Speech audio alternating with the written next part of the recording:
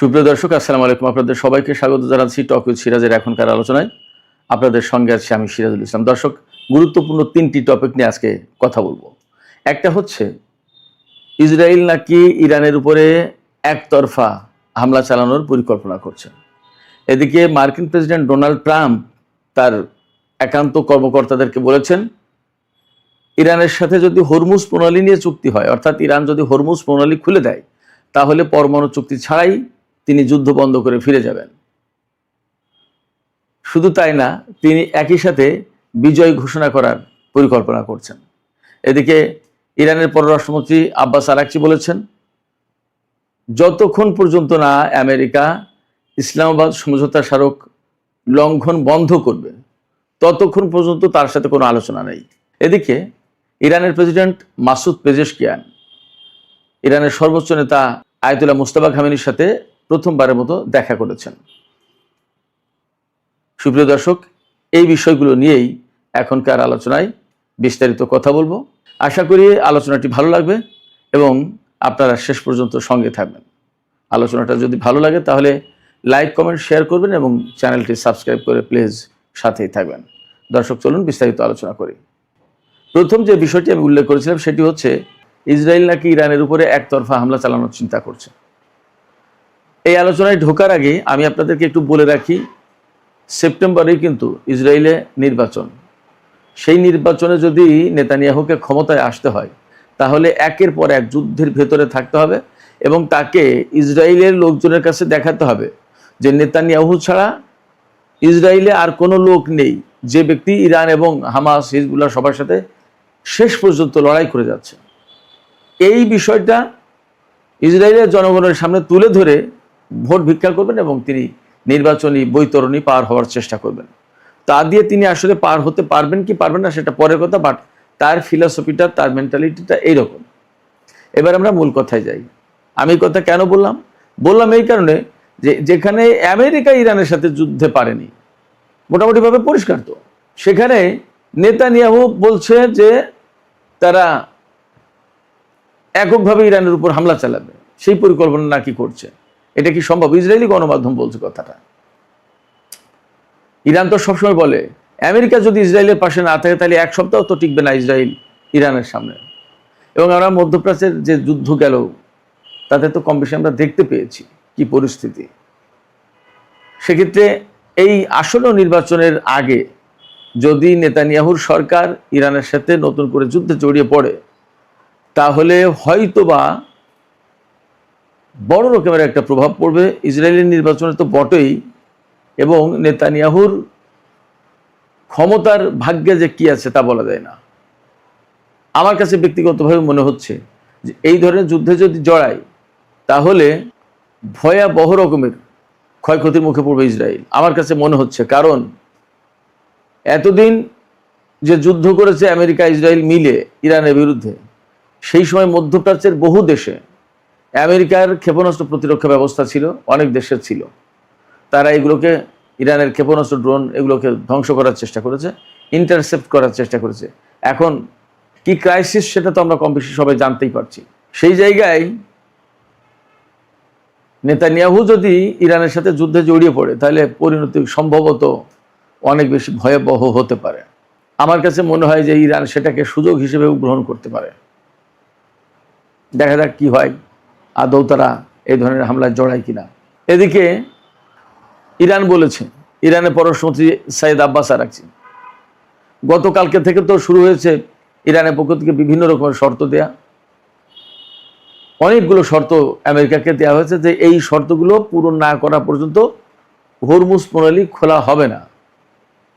আজকে ইরানের পররাষ্ট্রমন্ত্রী আব্বাস আরাকচি বলেছেন যে যতক্ষণ পর্যন্ত আমেরিকা ইসলামাবাদ সমঝোতা স্মারক মেনে না চলবে, অর্থাৎ ওইগুলো লঙ্ঘন বন্ধ না করবে, ততক্ষণ পর্যন্ত আমেরিকার সাথে কোনো আলোচনা নেই। তার মানে ইরান যে খুব অ্যাডামেন্ট এবং আমেরিকার সাথে আর কোনো আলোচনা এইভাবে বসতে চাইছে না, এটা পরিষ্কার।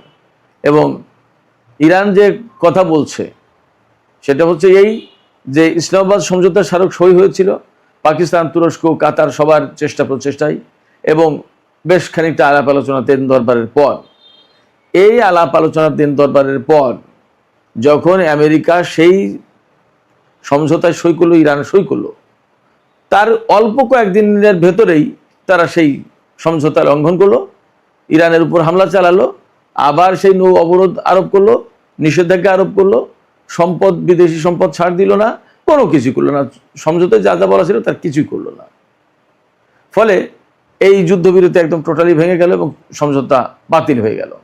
এখন যদি ইরানের সাথে আলোচনা করতে হয়, তাহলে ইরান সেই কথাই বলছে, তোমার সাথে আমার আলোচনা ছিল, আলোচনার ফলাফলও ছিল, তুমি ওই ফলাফলটা রিভাইভ করো, ওইটাকে পুনর্বহাল করো, তাহলে হয়ে যায়। অর্থাৎ ইসলামাবাদ সমঝোতা স্মারক পুনর্বহাল করো। ইসলামাবাদ সমঝোতা স্মারক পুনর্বহাল করলে কী হবে? ইরানের বিরুদ্ধে তার যুদ্ধ বন্ধ হয়ে যাবে, ইরানের উপর থেকে নৌ ব্লকেট সরিয়ে নিতে হবে, ইরানের উপর থেকে নিষেধাজ্ঞা প্রত্যাহার করে নিতে হবে, তারপরে ইরানের যে সমস্ত সম্পদাদি বিদেশে আটক আছে সেগুলো ছেড়ে দিতে হবে, এরপরে ইরানের জন্য $300 বিলিয়ন ফান্ড ক্রিয়েট করতে হবে, আরও কিছু বিষয় তো আছে। ফলে আব্বাস আরাগচি বেশ শক্ত জায়গায় অবস্থান নিয়েছে। আসলে তিনি তো তুখোড় পররাষ্ট্রমন্ত্রী হিসেবে ইতিমধ্যেই চিহ্নিত হয়েছেন। তিনি খুব ডিপ্লোম্যাটিক বড় রকমের একটা চাল দিয়ে দিয়েছে যে ইসলামাবাদ সমঝোতা স্মারকের মধ্যেই তো অনেক সমস্যার সমাধান আছে, ওই স্মারক পুনর্বহাল করো, সমাধান হয়ে যায়। কিন্তু এর পাশে আমেরিকা বলছে ভিন্ন কথা। আমেরিকা কি বলছে সেই কথা আমি বলার আগে আমি ইরানের প্রেসিডেন্ট মাসুদ পেজেশকিয়ান এবং সর্বোচ্চ নেতার মধ্যে সাক্ষাতের যে ঘটনা ঘটেছে এই বিষয়টা একটু ছোট্ট করে আলোচনা করি। আমরা সবাই জানি যে 40 দিনের যুদ্ধে ইরান এবং ইসরায়েলের হামলার একেবারে প্রথম দিনেই ইরানের সাবেক সর্বোচ্চ নেতা আয়াতুল্লাহ আলী খামেনি তিনি শহীদ হন এবং তার কিছুদিন পরে ইরানের সর্বোচ্চ নেতা হিসেবে আয়াতুল্লাহ আলী খামেনির বড় ছেলে সৈয়দ মুজতবা খামেনিকে নিয়োগ দেওয়া হয়েছে। নিয়োগ দেওয়ার পরে এই পর্যন্ত তিনি কখনোই জনসমক্ষে আসেননি এবং রাষ্ট্রীয় কোনো সভা সমাবেশ বা কোনো কিছুতে তিনি অংশগ্রহণ করেননি। আজকে প্রথমবারের মতো ইরানের প্রেসিডেন্ট ডক্টর মাসুদ পেজেশকিয়ানের সাথে সর্বোচ্চ নেতার সাক্ষাৎ হয়েছে। মাসুদ পেজেশকিয়ান গিয়েছিলেন সর্বোচ্চ নেতার সাথে সাক্ষাৎ করতে। সেই সাক্ষাতে ইরানের বিভিন্ন বিষয় নিয়ে আলাপ হয়েছে। সাক্ষাৎ কেন তিনি আজকে করতে গেলেন সেটা এই কারণে যে ইরানের প্রেসিডেন্ট হিসেবে নির্বাচিত হয়েছিলেন মাসুদ পেজেশকিয়ান 2024 সালের জুলাই মাসে এবং তিনি ক্ষমতায় বসেছিলেন জুলাই মাসেই। জুলাই মাস পার হলো, 2 বছর চলে গেল, তৃতীয় বছরে তার ক্ষমতার মেয়াদ শুরু হলো। সেই জায়গা থেকে অর্থাৎ তৃতীয় বছরে পা দিল, দ্বিতীয় বর্ষপূর্তি কমপ্লিট হয়ে গেল। এই উপলক্ষে তিনি সর্বোচ্চ নেতার সাথে আলাপ করেছেন, কথা বলেছেন। এবং এখানে একটা বিষয় তো আছেই যে একজন প্রেসিডেন্ট রাষ্ট্রের গুরুত্বপূর্ণ দায়িত্ব পালন করছেন, প্রধান নির্বাহী কর্মকর্তা হিসেবে তিনি দায়িত্ব পালন করছেন। দেশের সর্বোচ্চ নেতা রয়েছেন, ক্ষমতার মেয়াদের একটা বর্ষপূর্তি হলো, সর্বোচ্চ নেতার সাথে শুভেচ্ছা বিনিময়, নানা বিষয় আলাপ পরামর্শ ইত্যাদি ইত্যাদি তো থাকেই, সেইগুলোই হয়েছে। দেশের উন্নয়ন নিয়ে কথা বলেছেন, সংকট সমস্যা নিয়ে কথা বলেছেন, অর্থনৈতিক উন্নতি অগ্রগতি বিভিন্ন পরিকল্পনা এ সমস্ত নিয়ে কথা বলেছেন, মুদ্রার মান কিভাবে ধরে রাখা যায়, জনজীবনের সুখ শান্তি স্বাভাবিক অবস্থা কিভাবে ফিরে আনা যায়, এরপরে মূল্যস্ফীতি মুদ্রাস্ফীতি এগুলো কিভাবে কন্ট্রোল করা যায়, কমানো যায়, নানান বিষয়ে কথা বলেছেন। শুধু তাই নয়, বর্তমান যে যুদ্ধ পরিস্থিতি নিয়েও সর্বোচ্চ নেতা প্রেসিডেন্টের সাথে আলাপ করেছেন। অনেক ব্যাপারে কথা হয়েছে। বেসিক্যালি এই বৈঠকটা খুবই গুরুত্বপূর্ণ একটা বৈঠক ছিল, কথা বলতেই হবে। আর সেই গুরুত্বপূর্ণ বৈঠক হওয়ার কারণে ইরানের গণমাধ্যমে এই বৈঠকটাকে যথেষ্ট গুরুত্ব দিয়ে ছাপানো হয়েছে, ফলো করে প্রচার করা হচ্ছে। এবং সবচেয়ে বড় কথা যে সর্বোচ্চ নেতা হিসেবে মুজতবা খামেনিকে নিয়োগ দেওয়ার পর এই প্রথম ইরানের প্রেসিডেন্টের সাথে তার সাক্ষাৎ হলো, তার বৈঠক হলো, যার কারণে এটাকে একটা বিশেষ মুহূর্ত, বিশেষ দিন হিসেবে বিবেচনা করা হচ্ছে। তিনি হয়তো প্রেসিডেন্ট মাসুদ পেজেশকিয়ানকে যুদ্ধ, মিডল ইস্টের বর্তমান পরিস্থিতি, দেশের বর্তমান পরিস্থিতি সব কিছু নিয়ে রিজনীয় পরামর্শ, গাইডলাইন এ সমস্ত সবই দিয়েছেন। মাসুদ পেজেশকিয়ান পরে বলেছেন যে ইরানের IRGC, তারপরে বাসিজ এবং পুলিশ এরা যে যুদ্ধ করেছে এরাই তো আমেরিকা এবং ইসরায়েলকে তাক লাগিয়ে দিয়েছে, বিস্মিত করে দিয়েছে যে যুদ্ধ তারা করেছে। অর্থাৎ তিনি বলতে চেয়েছেন আমেরিকা এবং ইসরায়েলের বিরুদ্ধে ইরান যে যুদ্ধ করেছে সেই যুদ্ধে শত্রুরা বিস্মিত হয়েছে, অবাক হয়ে গেছে। আসলেও তো তাই, যে দুইটা শক্তি, তাদের বিরুদ্ধে একা ইরান এবং তার হাতে কোনো বিমান শক্তি নেই বলে বলা হচ্ছিল, অনেক কিছুতেই দুর্বল। অনেকেই বলছিলেন যে এটা একটা অ্যাসিমেট্রিক যুদ্ধ, তার মানে অসম যুদ্ধ। সেই অসম যুদ্ধ কিভাবে সুষম করে দিল, অর্থাৎ ইরানের পক্ষে নিয়ে নিল সেই যুদ্ধ, আশ্চর্য ব্যাপার। যাই হোক, এইরকম অবস্থার ভেতরে মার্কিন প্রেসিডেন্ট ডোনাল্ড ট্রাম্প তিনি বলেছেন পরমাণু চুক্তির দরকার নেই, ইরান যদি হরমুজ প্রণালী খুলে দেয় তাহলেই আমেরিকা এই যুদ্ধ বাদ দিয়ে ফিরে যাবে। এবং মার্কিন প্রেসিডেন্ট ডোনাল্ড ট্রাম্প একতরফাভাবে ইরানের বিরুদ্ধে বিজয় ঘোষণার প্ল্যান করছেন। তিনি বলছেন তার খুব একান্ত সহকারী বা সহযোগী যারা কর্মকর্তা, তাদের সাথে তিনি, তাদের হয়তো কয়েকজনের সাথে তিনি কথাটা বলেছেন।